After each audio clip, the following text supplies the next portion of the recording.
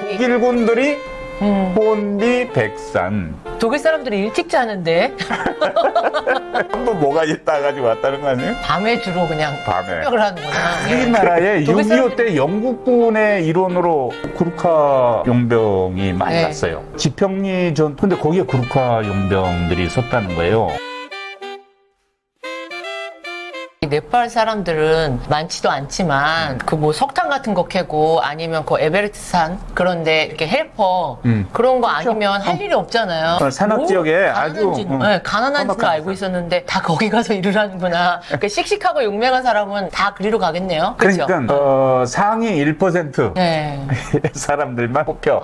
용맹한 사람들. 1년에 한 200명만 합류할 수 있어요. 네. 한 18살에서 21, 2살 네. 사이에 청년들, 피가 끓는 애들 중에서 영어 시험, 뭐 상식 시험, 무슨 시험, 필기 시험도 보고 특히 제일 중요한 건 체력 테스트인데 네. 극한의 훈련을 과정을 통해서 살아남는 네. 애만 하는데 그게 700대 1이래. 엄청난 경쟁률이네요. 구르카 네. 부대에 들어가려면 네. 경쟁률이 700대 네. 1이래. 그래가지고 12~13살부터 학원에 다닌대요. 입시학원이 아니라 구르카 용병학원, 네. 용병 양성학원. 돈을 벌기 위해서. 그러니까 얘네들은 그 학원비 몇 년간 네. 거기서 체력 단련하고 했던 거를 이제 용병만 되면 다 보상을 받는 거예요. 근데 그 용병 지금 현재 네. 영국에서 운영하고 있는 구르카 용병 부대의 연봉이 네. 2등병 연봉이 얼마 정도 되냐면 한 2천만 원 남짓인데 네. 그렇게 높은 건 아니죠. 우리도 병장 그렇죠. 의무복무인데도 병장 봉급 200만 원 시대 아니에요. 그런데 그 봉급이면 네팔의 상위 1% 생활을 할 수 있다는 네. 거예요. 그 재벌이. 그쵸. 네팔에선 부자겠죠. 그러니까 목숨을 걸고 하는 거예요. 거기에다가 15년 복무인데 15년 복무하고 돌아오잖아요. 그러면 연금을 받아. 그냥 인생이 피는군요. 가족의. 완전히 가족이 천지개벽을 하는. 네. 그래가지고 실제로 그 카트만두입니까? 용병 리타이어한 사람들 그 빌리지가 있는데 네. 거기 궁궐 같은 집들 거기 살고 있어요. 음. 그러니까 사회적으로 얼마나 그 소셜 스테이터스가 높겠냐. 네. 이런 걸 생각해 보면 용병의 어릴 때부터 목숨을 거는 거예요. 네.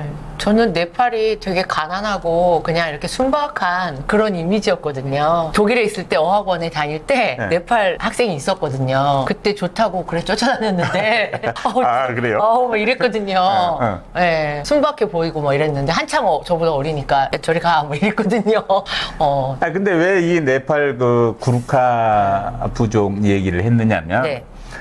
그 벨기에 전선에서 네. 2차 대전 때 히틀러를 상대로 싸우던 영국군이 그 부대가 상당히 열세였어요. 네. 그런데 거기에 구르카 용병들이 지금 대항을 하도록 임무를 받았는데 이 사람들이 밤중에 네.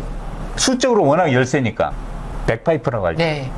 그 스코틀랜드라고 스코틀랜드. 알고 있는데 네. 사실 뭐 스코틀랜드가 오리진인 것도 맞기는 한데 뭐 네. 다른 지역에도 많이 썼다고 그래요. 네. 양의 그 위를 가지고 큰 파이프 백을 만들고 거기다 공기를 넣은 다음에 그냥 그 압축 공기가 나오게 되면 큰 소리를 내는 네. 악기인데 군악대에서 쓰고 있어요. 이 소리가 비행기 이륙하는 정도의 120데시벨 이상 나와요.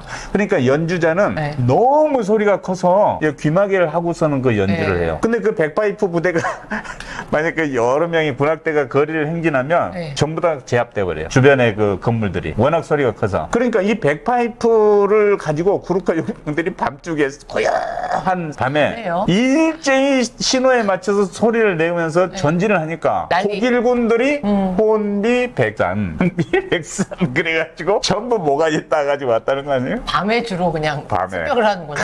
예. 독일 사람들이 일찍 자는데. 네. 아니 그런 유명한 얘기가 있어요. 그 소리, 군악대, 음악 이거 가지고 맞아, 이게 소리로 제압하고 기선을 제압하고. 전투를 승리로 이끈 사례. 아니 근데 먼 데서 찾을 것도 없어. 우리 적의 이야기지만 네. 6.25 때 중공군들이 인해 전술을 하러 네. 들어갔어요. 그렇죠? 네, 인해 전술. 네. 이것들이 밤에 막 기습을 해와. 근데 전부 다 태평소, 날라리를 불어대면서 오니까 우리 부대와 그 너무 시끄러운데. 미군 네. 다국적 군들이 이게 뭐야? 그래서 경천 동지라는 말이 그때 네. 느껴졌다는 거 아니에요. 밤에 그러고서 오니까 한두 개도 시끄러운데. 당황해. 네. 그러니까 이 악기들은 전투에서 아주 중요한 역할을 수행한다. 특히 야간전. 네. 이렇게 북 이런 것만 생각했는데 이 시끄러운 금속 소리를 막 불어들면 네. 그러니까 그 볼륨 높은 소리로 네. 그렇게 하고 오면은 저한테도 큰 영향을 미치는구나. 그런 생각이 들어요. 구루카 용병 부대는 지금도 아주 그 유명하게 활동을 하고 있어요. 네. 그래가지고 그 영국이 그렇게 용병 부대를 운영을 하는 것을 보니까 야 구루카족 잘하네. 그러니까 주변 여러 나라에서도 지금 그 구루카 사람들을 네. 데려다가 부리고 있는데 2018년입니까? 저 전에 그 트럼프와 김정은이 싱가포르에서 회담했죠. 네. 그 경호를 전부 구루카 부대한테 맡겼다는 거 아니에요? 우리나라 군이 제일 유명한 게 아니라 더 센 사람들이 있었군요. 네.